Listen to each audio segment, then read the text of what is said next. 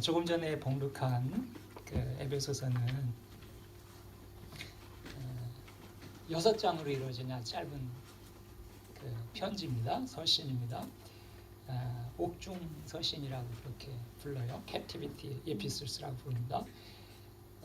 사도 바울이 감옥에서 썼기 때문에 옥중 서신이다 그렇게 말을 합니다. 이 에베소서는 6장으로 이루어진 짧은 편지이지만 짧기 때문에 한 20분이면 다 읽을 수 있어요. 그냥 빨리 읽지 않아도 천천히 읽어도 20분이면 1장에서 6장까지 다 읽을 수 있는 말씀입니다. 하지만 여기에는 여러분과 제가 평생을 거쳐서 평생을 살아가면서 순종해야 될 교회 생활과 그리고 개인 생활, 가정 생활의 교훈이 담겨 있습니다. 내용으로 보면은 두 부분으로 이렇게 분류되어 있어요. 여러분들이 에베소서를 읽다 보면 두 부분으로 나눠져요. 사이좋게 딱 반으로 해서 1장에서 3장, 4장에서 6장까지 내용이 달라요. 1장에서 3장은 덕트린을 다루고 있습니다. 이론을 다루고 있습니다. 하나님께서 우리를 어떻게 구원하시고 얼마나 놀라운 특권으로 우리를 불러주셨는가 하는 것을 기록을 하고 있습니다. 그리고 이어서 4장에서 6장은 실천편이죠. 프랙티스 편입니다.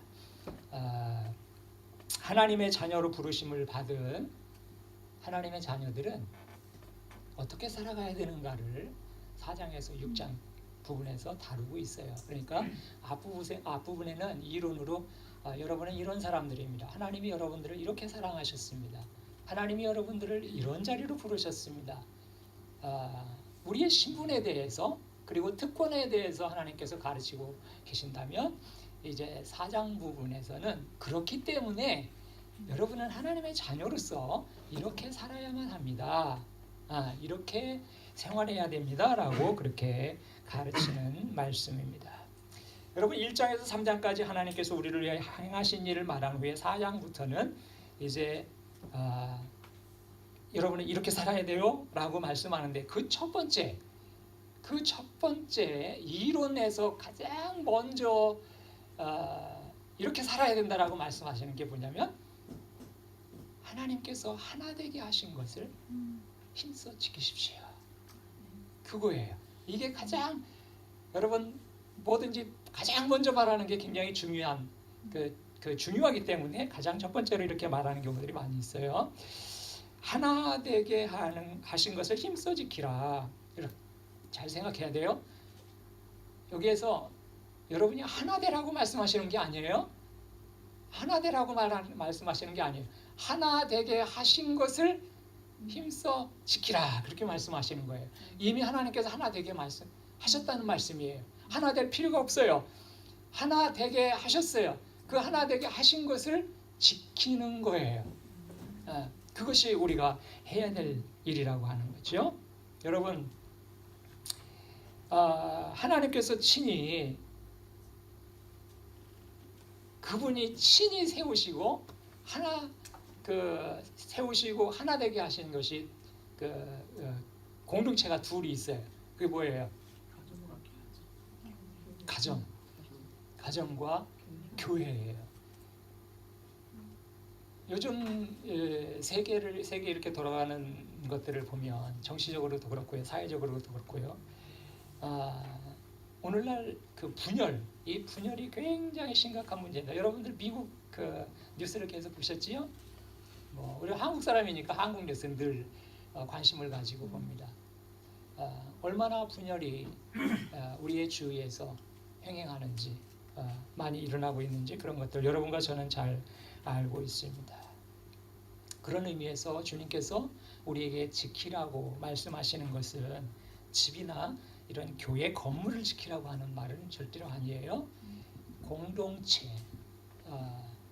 공동체인 가정에서 가정을 이루고 있는 남편과 아내, 부모와 자녀 그리고 교회 안에서 서로의 그리스도의 지체를 이루고 있는 공동체, 이 공동체를 분리하고 허무는 악한 영으로부터 가정과 교회를 지키라고 하는 것입니다. 여러분, 하나됨을 지키는 것은 저절로 되는 일이 아니에요. 그래서 오늘 말씀에 보면 뭐라고, 어떻게 지키라고요? 힘써 지키라고 말씀하고 있습니다. 하나 되게 하는 것은, 하나됨을 지키는 것은 쉬운 일이 아니에요. 그래서 성경에 보니까 힘써 지키라고 그랬지요. 힘써 지키지 않으면 지킬 수 없는 것, 가능하지 않은 것. 그렇기 때문에 성경에 힘써 지키라고 강조를 하고 있는 것입니다. 하나됨을 지키는 것은 저절로 되는 일이 아니지요. 그것은 노력이 필요한 것입니다. 수고가 필요한 거예요. 애씀이 필요한 것입니다. 애씀이 필요해. 그래서 하나 되게 하신 것을 힘써 지키라고 강조하고 있는 것입니다. 여러분, 문제는 하나됨을 유지하고 지킬 수 있을까? 어떻게 하면 하나됨을 유지하고 지킬 수 있을까 하는 것이지요. 오늘 본문에 여러분들이 이번 주에 외울 말씀으로 정한 그 두 절의 말씀 속에 핵심이 들어 있습니다. 여러분, 오늘 본문은 하나됨을 지켜나가는 데 필요한 요소들과 하나됨의 근거를 우리에게 제시를 하고 있습니다. 어떻게 하면 하나 될 수 있는가? 그리고 왜 하나됨을 지켜야만 하는가 하는 것을 우리에게 말씀하고 있어요. 4장 1절에서 3절이에요. 그러므로 주 안에서 갇힌 내가 너희를 권하노니 너희가 부르심을 입은 부름에 합당하게 행하여 모든 겸손과 온유로 하고 오래 참음으로 사랑 가운데서 서로 용납하고 평안에 매는 줄로 성령이 하나 되게 하신 것을 힘써 지키라. 여러분, 하나 되게 하신 것을 누가 하신 거예요? 성령께서 하신 거예요.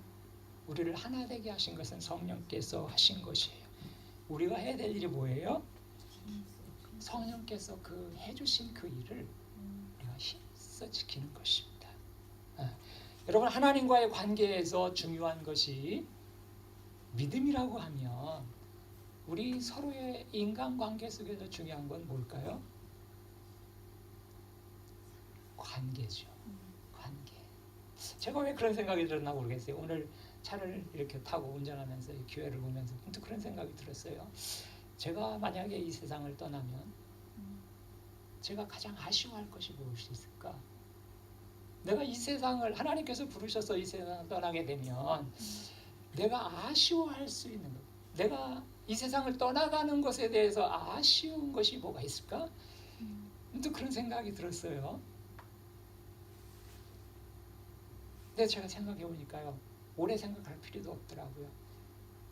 내 주위에 있는 사람들이, 아내가 눈에 밟힐 것 같고 아이들이 눈에 밟힐 것 같고, 내가 평소에 사역 가운데서, 삶 가운데서 관계를 맺었던 그러한 사람들과의 그런 관계, 사람들이 참 아쉬울 것 같다.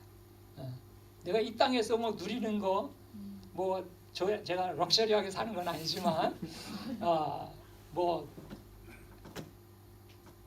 어떤 제가 소유했던 것, 그런 것들에 대한 미련은 하나도 없을 것 같아요. 그냥 가족들, 교회에서 만났던 같은 성도들,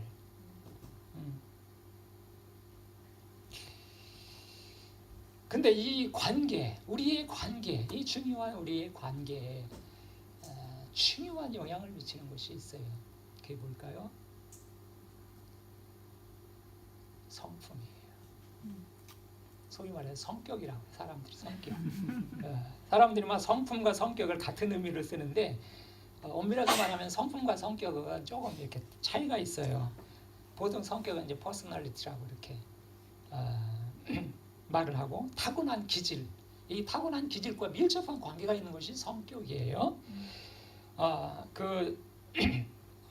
그래서 이 성격은 좋고 나쁘다고 규정할 수가 없어요.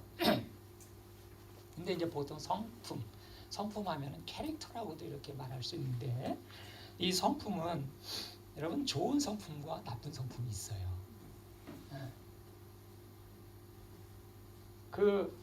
그렇기 때문에 성품은 타고나는 게 아니고요. 이 성품은 가꾸는 거예요.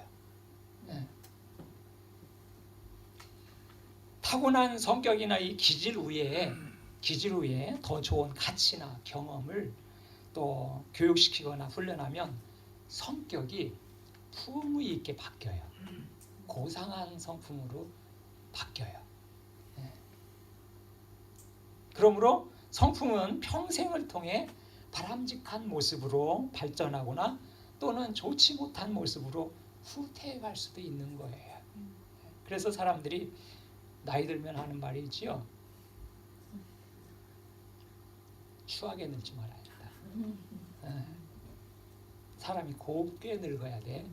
이제 그런 말을 많이 해요. 이제 저는 겨우 60이 좀 넘었는데 그 말이 무슨 의미인지를 제가 이해를 할 수 있을 것 같아요. 제 자신을 보니까 사람이 추하게 늙지 말아야 되겠다. 이제 그런 생각을 해요. 여러분 저는요 어려서는 이렇게 제가 어렸을 때는 한 60 한갑 넘으면 굉장히 노인이었어요. 막 허리가 꼬부라지는 할머니도 계시고 할아버지도 계시고 근데 이렇게 제가 어린 나이에 할아버지 할머니들을 보면 굉장히 점잖으시고 인품도 좋으신 것 같고 그래요. 그래서 저는 생각하기를 사람은 나이 들면 저절로 이렇게 고상해지나 보다. 점잖아지고 인품이 성숙해지고 고상해지는 줄 알았어요. 그런데 언제부턴가 그게 사실이 아니라는 것을 제가 깨닫게 되었습니다.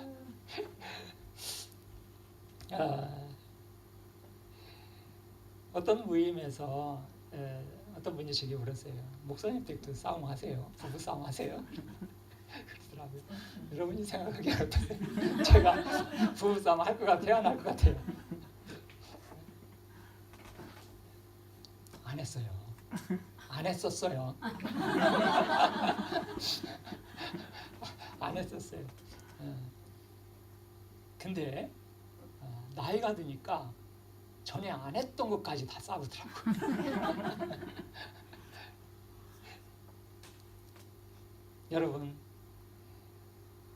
여러분이나 저나 마찬가지예요. 꾸준히 성령께 내 자신을 복종시키지 않으면 나이가 들수록 더 고약하게 늙을 수도 있겠다. 그런 위기감을 느껴요. 순간순간 매 순간순간 하나님의 음성에 성령께 내 자신을 내 아집을 내 고집을 복종시키지 않으면 사람이 이상하게 변할 수 있어요.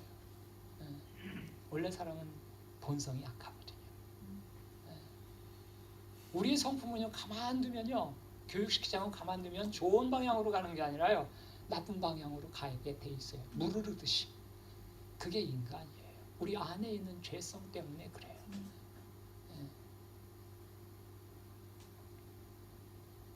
그렇기 때문에 우리는 하나님의 말씀과 성령 안에서 바람직한 그런 덕성들을 키워야 그리고 가꿔야만 되지요.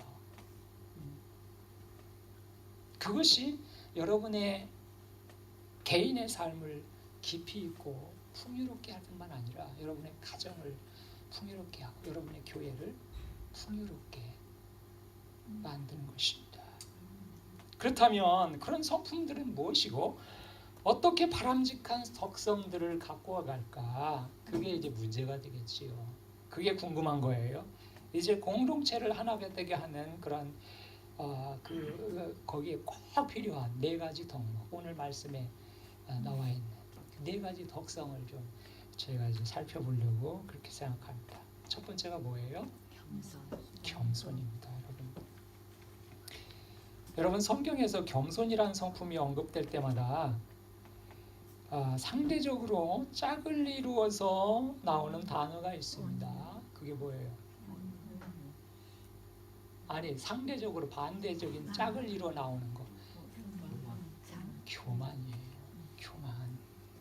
성경은 겸손의 복에 대해서 말씀할 때마다 교만의 폐해에 대해서 언급을 하고 있습니다. 예를 들면요, 잠언 18장 12절에 그런 말씀이 있어요. 사람의 마음의 교만은 멸망의 선봉이요 겸손은 존귀의 앞잡이니라. 교만의 폐해와 겸손의 축복에 대해서 말씀하는 내용입니다. 잠언 29장 3절에 이런 말씀도 있지요. 사람이 교만하면 낮아지게 되겠고 마음이 겸손하면 영예를 얻으리라.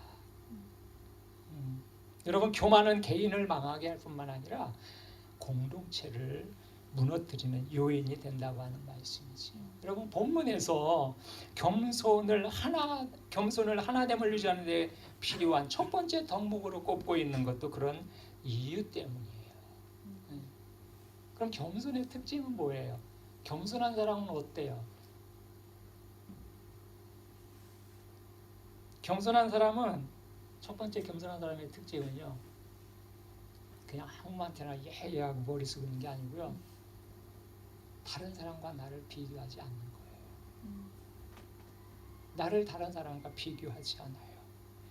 비교의식은요, 두 가지 쌍둥이 기형아를 낳습니다. 하나는 교만이에요. 또 하나는 열등감입니다. 교만한 사람은요, 이 둘 중에 하나로 흐르게 돼 있어요. 하나는 교만하든지 하나는 열등감을 느끼든지. 비교를.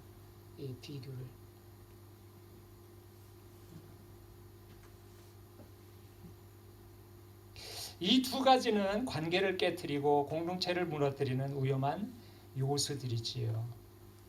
여러분, 겸손한 사람은 주님 안에서 새롭게 되어진 자기 자신에 대해서 다른 사람과 비교하지 않아요. 열등감을 갖지 않아요. 하나님께서 보시는 대로 자기 자신을 보기 때문이에요. 여러분, 하나님께서 여러분을 어떻게 보세요? 하나님께서 우리를 어떻게 보시지요? 잘 보셔요. 사람들 만나면 그래도 잘 봐주세요. 그렇죠? 인사할 필요 없어요. 하나님 늘 잘 봐주셔요. 여러분, 잘 봐주셔요. You are so special. You are so unique. 하나밖에 없는 사람처럼 그렇게 하나님 여러분을 보셔요. 정말 하나밖에 없잖아요. 여러분은 하나님이 그렇게 보신다니까요. 너는 세상에 둘도 없는 하나밖에 없는 내 딸이야. 둘도 없는 내 아들이야. 하나님이 그렇게 말씀하신다고요. 그러니까 남의 거 부러워할 필요 없어요. 아이돌처럼 되고 싶어 할 필요가 없어요. 왜요?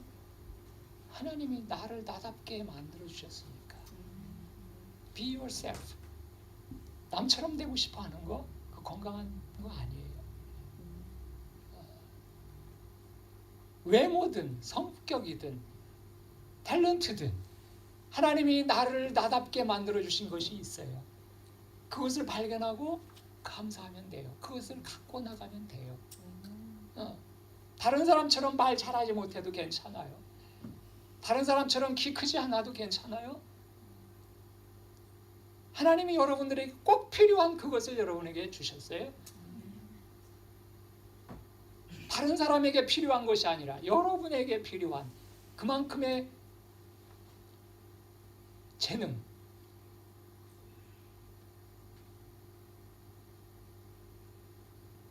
여러분이 가지고 있는 것을 생각해 보시기를 바랍니다.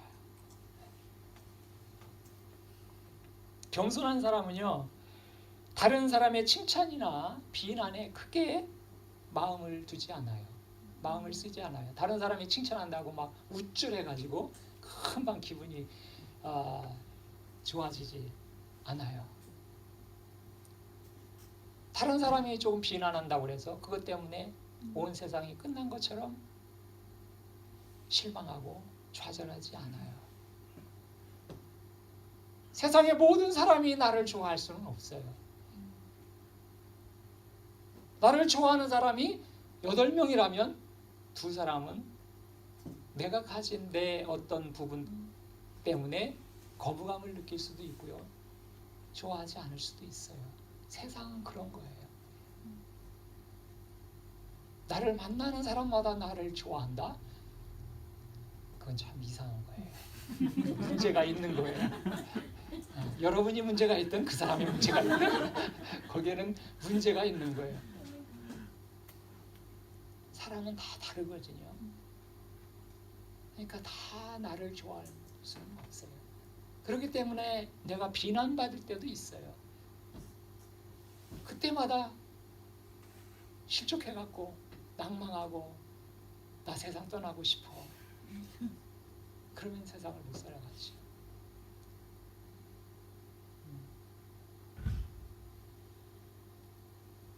겸손한 사람은 하나님을 닮은 사람이에요.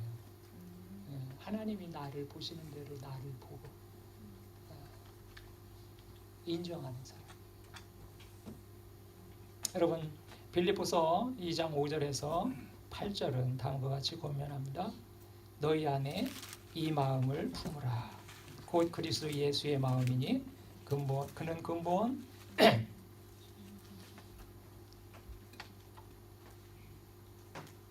하나님의 본체시나 하나님과 동등됨을 취할 것으로 여기지 아니하시고 오히려 자기를 비어 종의 형체를 가져 사람들과 같이 되었고 사람의 모양으로 나타나셨음에 자기를 낮추시고 죽기까지 복종하셨으니 곧 십자가에 죽으심이라. 주님의 성품에서 보듯이 겸손의 또 다른 특성은 자신의 역할과 위치를 알고 순종하는 태도입니다.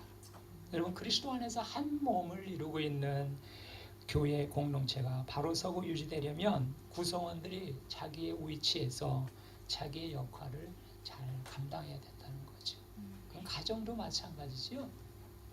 아빠는 아빠의 역할을 잘하고 엄마는 엄마의 역할 책임을 다하고 자녀는 자녀로서 형은 형대로 동생은 동생대로 누나는 누나대로 가정에서 자기가 해야 될 역할들이 있어요.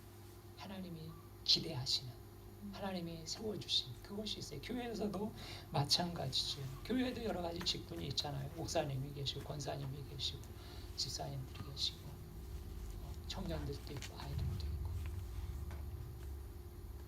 그거는 계급은 아니지요. 직임일 뿐이에요. 봉사를 위해서 효과적인 봉사를 위해서 여러 가지 다른 직임을 하나님께서 세워주셨다고요. 각자 거기에서 자기의 역할을 할 때 교회는 든든하게 세워져 가는 거예요. 그리고 가정이 든든하게 세워져 가는 것입니다. 교회는 겸손하신 예수님의 마음을 품은 사람들이 지켜나가는 거예요. 똑똑한 사람이 지켜나가는 거 아닙니다. 말 잘하는 사람이 지켜나가는 거 아닙니다.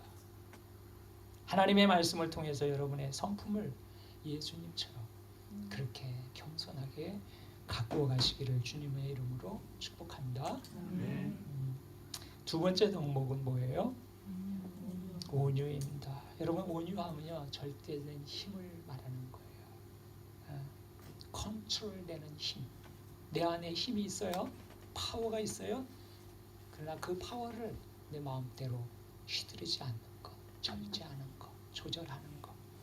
야생마가 훈련과 길들임을 통해서 고분고분하게 주인의 말을 잘 듣는 그게 바로 온유예요. 여러분 뉴질랜드에 온 사람들을 보면 다 독특해요. 다 독특해요. 막 정말 좋은 점들을 많이 가지고 있어요. 실력도 있고요. 다 좋은 점들이 있어요.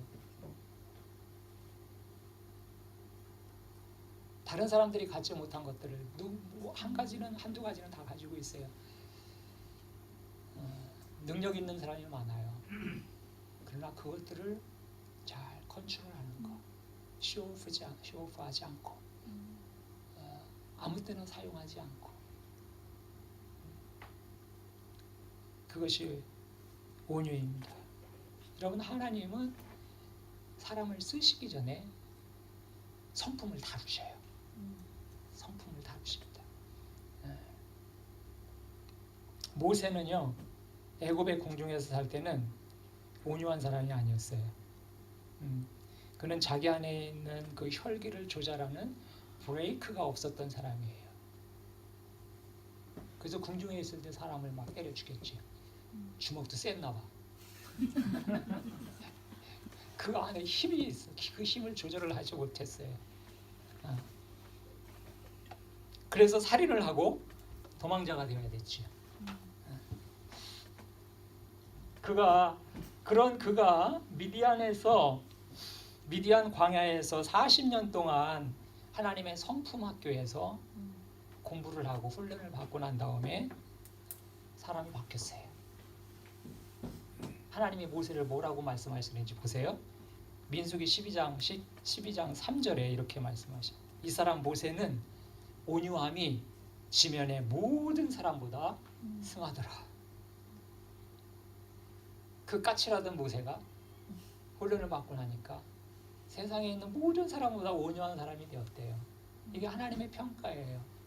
하나님이 보실 때 그렇게 말씀하셨어요. 그런 훈련 과정이 없이 여러분, 모세가 그런 훈련 과정이 없이 이스라엘 백성들을 데리고 광야를 여행했다고 생각해 보세요. 무슨 일이 났을까요? 아마 광야에서 몇 사람은 더 때려주겠을 거예요. 그 성질 못 참아가지고 이스라엘 백성들이 얼마나 속을 많이 썩였어요. 그런 백성들을 데리고 가다 보면 얼마나 속 털어지는 일이 많이 생겼겠어요. 그러니까 막 하나님을 원망하게 됐죠. 하나님, 내가 이 사람들 낳지도 않았는데 왜 이 사람들 데리고 나한테 이 백성들을 맡겨가지고 나를 이렇게 고생시키냐고 막 하나님한테 불평을 하기도 했는데, 그래도 훈련 받았으니까 그만큼이지. 그 불평하기 전에 그 사람들 일 냈을 거예요. 여러분, 온유는 부드러운 성품이에요. 부드러운 성품입니다. 따뜻한 성품이지요. 온유는 예의 바른 성품입니다. 사려 깊은 성품이에요. 남을 생각해 줄 줄 아는, 남의 입장을 생각해 줄 줄 아는 그런 마음입니다. 여러분, 어떤 사람은 그런 말이에요. 나는 할 말을 하는 사람이에요. 할 말 없는 사람이 세상에 어디 있어요?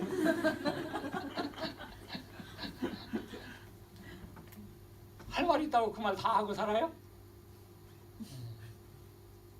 옆에 사람 힘들어요.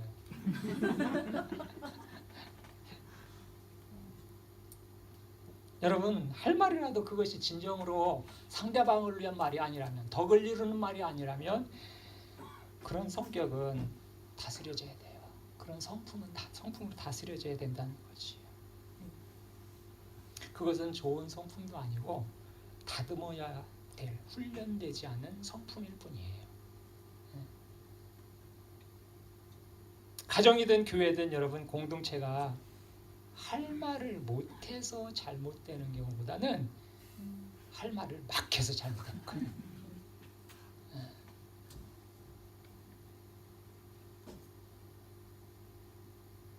절제하지 못하고 하고 싶은 말 막 하니까 가정에서도 어려움이 생기는 거고요. 교회에서도 어려움이 생기는 거고요. 친구 관계 속에서도 생기는 거예요. 관계 속에서. 여러분, 오케스트라를 한번 생각해 보세요. 오케스트라. 연주 중에 그 많은 악기들이 연주를 하잖아요. 그 악기 중에 하나 소리나 안 내도 문제 안 되죠. 그런데 하나가 이상한 소리 내봐요. 삑 하면 문제예요. 차라리 소리 안 내면 돼. 근데 이상한 소리 내버리면 다 망쳐버린다고. 연주 다 망친다고요. 소음이라고요, 그건. 우리 언어가 그렇습니다. 우리의 대화가 그렇습니다. 차라리 입 다물고 있으면 돼요. 그런 말도 있잖아요. 말이나 안 하면 중간이라고. 중간 가는 게 나아요. 그게 안전한 거예요. 여러분, 온유라고 하는 것은 부드러운, 모나지 않은 성품이에요. 저는 지금까지 이빨 빠졌다는 말을 많이 들었는데 혀 빠졌다는 말 한 번도 들어본 적이 없어요. 저희 선치는요, 목수였습니다. 그래서 저희 시골에서 충남 부여군 옥사면 수암리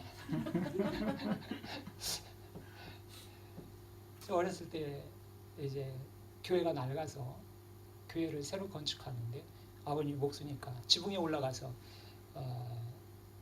일을 하시다가 떨어졌어요. 교회 건물이 얼마나 높아요. 눈 밑에 떨어지는데 떨어지면서 혀를 깨무셨던가 봐요. 그러니까 혀가 거의 다 잘렸어요. 근데 제가 저희 선생님이 돌아가실 무렵에 보니까 이빨은 거의 없는데 혀는 멀쩡하더라고요.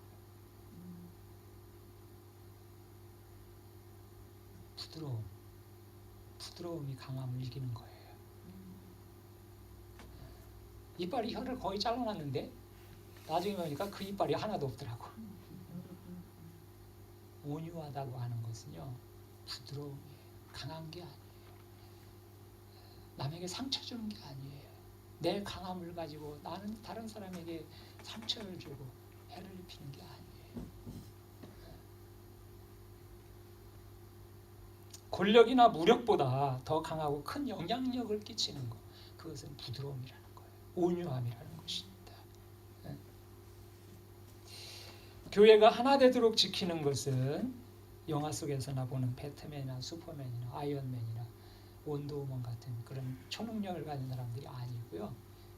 온유한 마음을 가진 사람들이 교회를 지켜나가는 거예요. 여러분, 가정에서도 마찬가지예요. 막 기가 센 사람들 있잖아요. 하나도 안 지려고 그러고 막 부려먹으려고 그러고. 그럼 가정에 어려움이 많아요. 아내에게 부드럽게 대하는 남편들 되시기를 바랍니다. 저한테 하는 소리예요. 남편에게 부드러운 아내분 되시기를 바랍니다. 엄마 아빠에게 부드러운 자녀들 되시기 바랍니다. 자녀들에게 온유한 엄마 아빠 되시기 바랍니다. 베드로전서 3장 3절에서 4절은 다음과 같이 말씀합니다. 중요한 것은 머리 모양, 몸에 걸친 보석, 옷차림이 아니라 여러분의 내적인 마음가짐입니다. 내면의 아름다움을 개발하십시오. 내면을 온화하고 우아하게 가꾸십시오. 그것이야말로 하나님께서 기뻐하시는 일입니다. 여러분, 우리는 외모를 갖기 위해서 참 수고를 많이 하죠. 아침에 세수하고 화장도 하고 면도도 하고 미장원도 종종 가지요. 팩도 하고 어떤 사람은 막 또 뜯어 고쳐요. 근데 여러분, 우리 외모를 갖기 위해서 참 많이 시간도 투자하고 돈도 투자해요. 노력도 투자해요. 그런데 우리 안에 있는 그 내면을 가꾸기 위해서, 우리 내면을 아름답기 위해서, 아름답게 가꾸기 위해서 우리는 얼마나 많이 투자합니까? 여러분 얼마나 많이 투자하세요? 그것을 위해서 여러분 얼마나 지금까지 돈을 투자하셨습니까? 그것을 위해서 얼마나 여러분의 시간을 투자하셨어요? 하나님이 보실 때 하나님은 외모를 보시는 분이 아니라 너희 마음의 중심을 보신다 그랬거든요. 사람들은 외모를 보지만 하나님은 가꾸어진 내 안의 아름다움을 보신다는 거예요. 그러니까 우리는 하나님은 별로 신경을 안 쓰고 사는 거예요. 다른 사람이 나를 어떻게 볼까? 그거 관심, 그거 신경 쓰느라고 막 겉모습 꾸미는 데 바빠갖고 내면을 우아하고 온화하게 가꾸는 것, 그것이 중요하다고. 하나님께서 가치 있게 보시는 온유한 성품을 열심히 갖고 가시기를 바랍니다. 네. 세 번째 교회의 지체들이 갖고야 할 성품은 오래 참아주는 덕성이래요. 오래 참아주는 것. 여러분, 본문이 언급하는 오래 참음은 문제나 다른 사람의 불쾌한 행동에 대해 참을성 있게 대하는 것을 의미하는 것입니다. 다른 사람이 나를 불편하게 해도 오랫동안 참아주는 것. 오늘 우리가 사는 시대 가운데 그 하나는 문제의 하나는 참을성이 없다는 거예요. 사람들이 얼마나 조급한지 몰라요. 더군다나 한국 사람은 더 조급하고 참지를 못해요. 사람들은 기다리기를 싫어해요. 디모데후서 3장은 말세에 나타나는 현상 가운데 하나로 사람들이 절제하지 못하고 조급할 것이라고 그렇게 경고를 하고 있어요. 그게 말세의 현상이래요. 사람들이 막 조급해져요. 참지 못하고요. 그렇기 때문에 여러분과 제게 더욱 필요한 것이 인내하는 마음, 인내하는 태도라고 하는 것입니다. 인내는 각기 다른 개성과 성격과 배경을 가진 사람들이 모여서 이룬 그런 교회 안에서 하나됨을 지키는 데 없어서는 안 될 아주 소중한 덕목이에요. 가정에서도 마찬가지죠. 아내에 대해서 참아주는 게 있어야 돼요. 남편에 대해서 참아주는 게 있어요. 자녀들에 대해서 참아주는 게 있어야 돼요. 여러분 어떻게 인내하는 사람 될 수 있을까요? 문제는 이제 어떻게 하면 우리가 인내를 잘 할 수 있을까? 여러분 생각은 어떻게 하면 인내를 잘 할 것 같아요? 성경 많이 읽어요? 금식기도 할까요? 하나님, 저는 인내심이 없습니다. 제게 인내하는 마음을 주세요. 지금 당장이요. 성질 급한 사람들은 그렇게 기도하죠.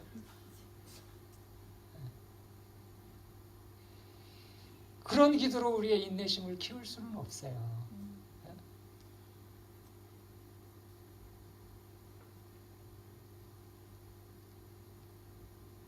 여러분 성경에 인내라는 은사가 있어요, 없어요? 네? 인내라는 은사가 있어요, 없어요? 성경에 인내의 은사가 있다면 인내하지 못하는 것 때문에 탓하지 말아야 돼요. 나는 인내의 은사를 못 받아서 그래. 그건 아주 익스큐즈가 돼요. 좋은 익스큐즈가 됩니다.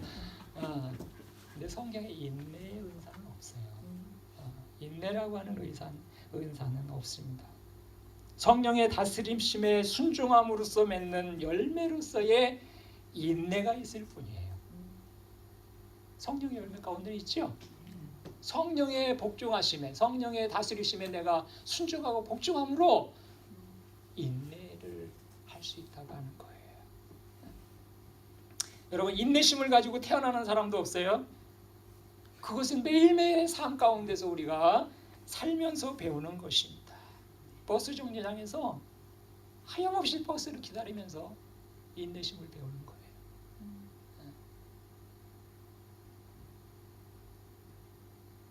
카운터 앞에서 줄을 서서 인내심을 배우는 거지. 이머전시 병원에 가가지고 하염없이 내 차례를 기다리면서 기다리는 거예요. 뉴질랜드의 이머전시 병원은 인내심을 기르는데 아주 굉장히 좋은 장소입니다. 2시간, 3시간도 기다려야 돼요. 아파 죽겠는데. 가보셨어요? 저도 여러 번 가봤어요. 아이들 키면 아이들 때문에도 가보고. 상황이 이머전시라서 갔는데 이머전시가 해결이 안 돼. 그때 좋은 인내의 기회, 인내를 배우는 좋은 기회. 거기서 인내를 못하는 사람들을 종종 많이 봐요. 막 큰 소리치고 비난하고 간호사들한테 욕하고.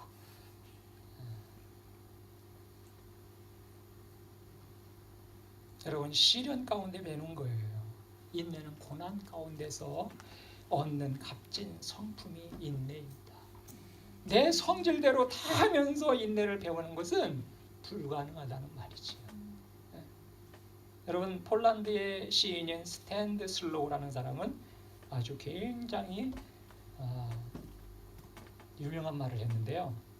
인내하는 법을 배우려면 우선 많은 인내심이 필요하다. 얼마나 훌륭한 말이에요.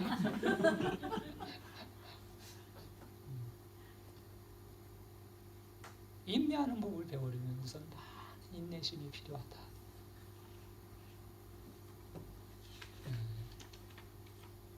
진리예요, 진리.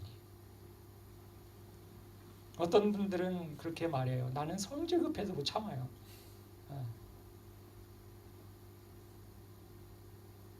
여러분, 예수님을 믿고 나서도 여전히 바람직하지 못한 그런 본성이나 혈기를 제어하지 못하고 문제를 일으키기가 있다면 어떤 면에서 아주 유치한 신앙에 머물러 있는 거나 마찬가지예요. 예수님을 믿는다고 즉시 인내심이 생기는 것은 아니에요. 그리고 좋은 성품이 형성되는 것도 아니에요. 예수님 믿는다고 모든 것이 다 단번에 거룩한 사람이 되는 건 아니란 말이죠. 여러분, 키가 자라는 것처럼 영적인 성숙도 성장도 시간이 걸리는 거란 말이죠. 그러나 예수님을 믿고 10년, 20년이 지났는데도 변함없이 좋지 못한 습관이나 성품을 그대로 가지고 있다면 그거는 문제가 있는 거잖아요. 여러분, 둘째가 태어나고 셋째가 태어났는데 여전히 첫째가 젖병 물고 있으면 그 문제잖아요. 제가 어떤 그 유튜브에 봤는데 어떤 목사님의 아들이 희한한 병을 가지고 태어났어요. 어려서는 잘 몰랐대요. 부모님이. 둘째가 태어났는데 나중에 보니까 둘째보다